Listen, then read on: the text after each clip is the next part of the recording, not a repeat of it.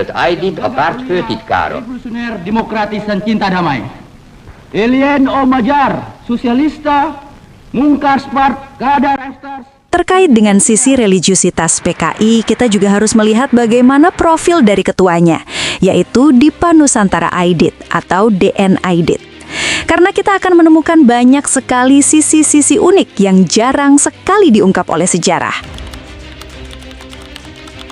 Ahmad Aidit dilahirkan pada tanggal 30 Juli 1923 dari keluarga ulama terpandang di kampung halamannya.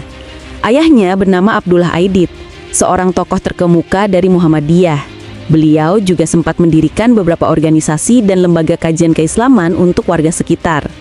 Dengan demikian, Ahmad Aidit mendapatkan tempaan keislaman yang cukup pekat sejak kecil.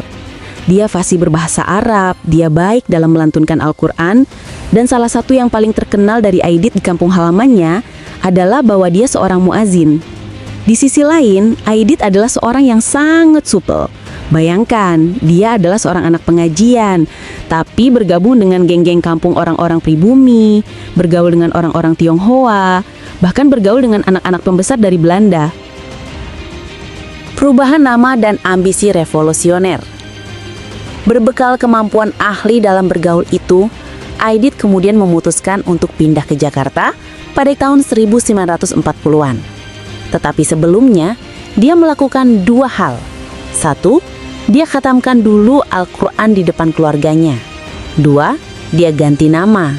Minta izin sama ayahnya untuk ganti nama dari Ahmad Aidit berubah menjadi Dipa Nusantara Aidit atau DN Aidit. Dia ganti nama karena dia terinspirasi oleh Pangeran Diponegoro. Dia berhasrat untuk mengungguli Pangeran Diponegoro dengan cara menjadi Diponegoro versi Nusantaranya dalam ruang lingkup yang lebih besar. Ketika dia datang ke Jakarta, dia yang masih remaja langsung masuk ke dalam lingkaran terdalam orang-orang pejuang kemerdekaan. Termasuk di dalamnya adalah Soekarno, Hatta, Ahmad Subarjo, Khairul Soleh, dan sebagainya.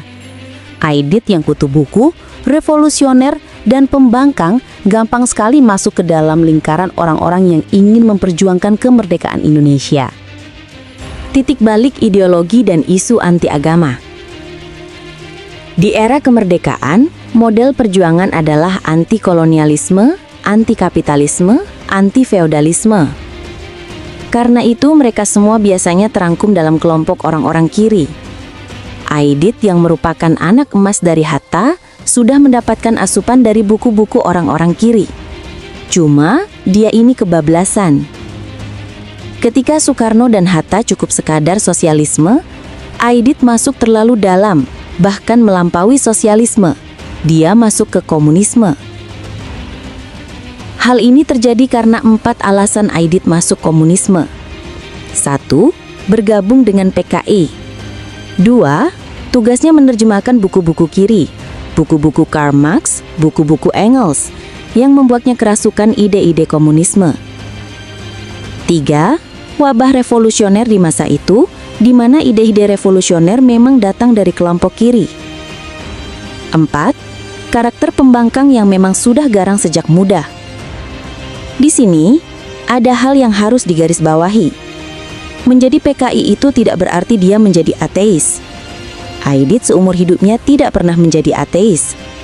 Bahkan, dia pernah mengatakan, cuma orang gila yang mengatakan bahwa agama itu adalah candu bagi masyarakat, jika agama dijadikan alat untuk menghancurkan feodalisme dan imperialisme. Lalu kenapa dia sering diceritakan sebagai orang-orang yang membantai ulama? Jawabannya adalah revolusi versus agama. Aidit adalah seorang revolusioner dari bawah ke atas yang ingin mengubah sistem sosial dan ekonomi masyarakat. Sementara pada waktu itu, ulama-ulama dan kiai-kiai biasanya adalah orang-orang yang menjadi bagian dari sistem feodal yang ingin dihancurkan oleh Aidit. Yang diserang adalah kepentingan ekonominya atau kepentingan statusnya, bukan agamanya. Strategi kebencian, taktik kontroversial membangun PKI. Aidit adalah seorang revolusioner yang mirip Soekarno. Dalam artian dia rela untuk melabrak etika, rela untuk menabrak moral demi untuk mencapai tujuannya. Ketika dia gabung ke PKI, dia menemukan fakta menyedihkan. Pasca peristiwa Madiun 1948, PKI memiliki citra yang sangat buruk di depan politisi dan rakyat. Aidit yang menjadi ketua PKI pada tahun 1953 harus mencari cara agar PKI bisa bersaing di pemilu 1955. Ada 3 cara kontroversial yang dia lakukan. Yang pertama, menjilat Soekarno, menghalalkan segala cara. Aidit sejatinya membenci Soekarno karena menganggapnya terlalu feodal, hidup mewah, dan punya banyak istri. Tetapi ia menjilat habis-habisan Soekarno. Ketika Soekarno mendorong konfrontasi dengan Malaysia, hanya PKI yang mendukung mati-matian dan bahkan memberangkatkan kadernya ke Kalimantan. Begitu juga ketika Soekarno bikin Ganevo atau Konevo. Aidit melakukan ini untuk mendapatkan perlindungan Soekarno. Yang kedua, menghembuskan isu Robin Hood. Aidit mengkampanyekan bahwa rakyat Indonesia itu miskin dan kelaparan, sementara elit kaya dan korup. PKI mencitrakan diri sebagai satu-satunya partai yang membela wong cilik. Maka apa yang dia lakukan? Pabrik-pabrik orang Cina diambil, sawah kiai yang luas dirampas, peternakan diambil, kemudian dibagi-bagikan kepada rakyat miskin. Ini menyebabkan 2 kelompok besar masyarakat, agamawan dan fakir miskin, dipertentangkan oleh PKI. Mereka membagi-bagikan bahan sos gratis, beras, pakaian, dan seterusnya yang dirampas dari aset orang lain. Yang ketiga, propaganda dan fitnah. Karena pendukungnya kebanyakan pengangguran, mereka bisa digerakkan kemanapun untuk demo setiap hari. Mereka menyebarkan propaganda dengan menuding kelompok tertentu sebagai kontra-revolusi atau setan desa, menjadikannya seperti medsos zaman sekarang yang bergerak merata di lapangan. Kejatuhan dan akhir tragis. Kampanye hitam ini berhasil. Dalam kurun waktu 2 tahun, PKI yang awalnya dibenci, tiba-tiba naik pesat dan menjadi pemenang pemilu keempat pada tahun 1955. Hampir pasti, jika pemilu digelar sekali lagi, PKI akan menang karena jaringannya yang kuat. Namun, pada tahun 1965, PKI mabuk kemenangan.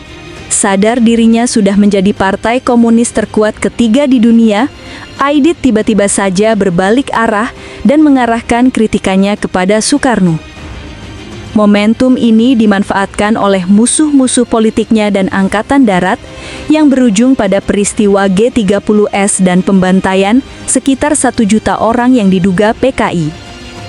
Sejak saat itu, propaganda untuk kejelekan PKI dimasifkan, dan kebencian terhadap PKI yang kita rasakan saat ini sebagian besar adalah kebencian yang irasional karena merupakan hasil dari propaganda Orde Baru.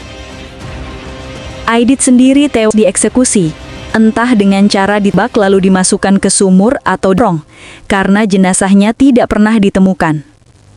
Yang paling tragis, ayahnya, seorang ulama besar yang awalnya membanggakan anaknya, menangis habis-habisan melihat nasib Aidit dan adik-adiknya yang diburu. Ayahnya akhirnya depresi dan meninggal dunia 3 tahun setelah Aidit dieksekusi.